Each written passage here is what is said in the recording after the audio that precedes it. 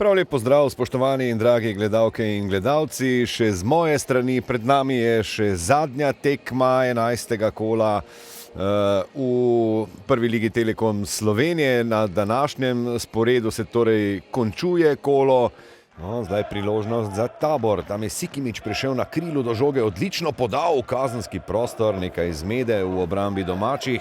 Ta žoga je še živa s strelom. Vratnica na koncu, kaj takega. Plantak, dobro. Benedičić. Lotrič, lepo, če tule ni offside, da je to lahko velika priložnost in to je tudi bilo pravega odkrivanja, ponujanja. No, zdaj so vendarle to prvo linijo Celjani prebili, priložnost za Lotriča, ki je lepo podal in to je zadetek za vodstvo. Ivan Božič pa je strelec še tretjič v tej sezoni. Dokaj iz nič je tole padlo, sploh se ni zdel, ne vem kako. Vendar tam je pomagal Sever in tako je stekla tudi akcija Tabora.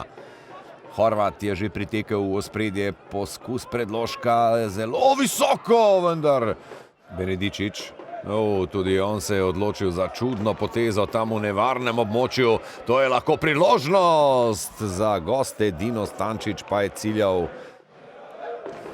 Zdaj je to lahko priložnost za Sežance. Takole Stančić prodira, odlično podaja proti Sikimiću mimo vrat.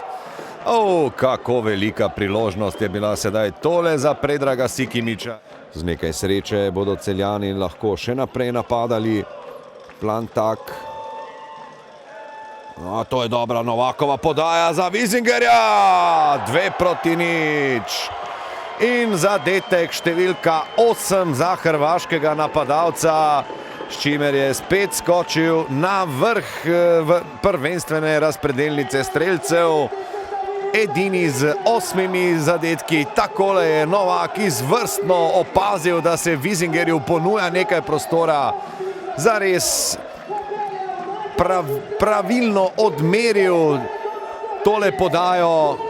Zelo hvaležno je žoga padla pred Wisingerja in napadalec v formi je tole izkoristil. Krašovci enostavno nimajo energije, znanja, volje, da bi danes še preobrnili potek igre.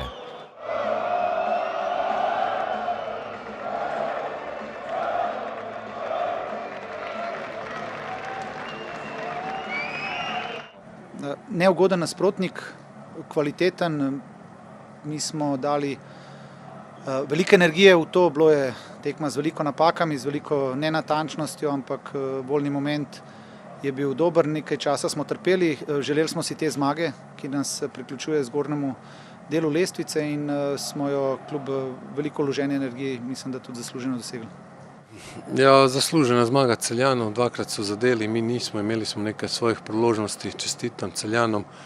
Našim fantom pa sporočamo, da glave gor, se pravi, v nedeljo nas čaka zelo pomembna tekma proti Bravo, to se pravi, treba se čim prej regenerirati in pa enostavno delati na tem, da bi bili boljši, se pravi, da iz priložnosti probamo zadeti in potem nam bo tudi lažje igrati.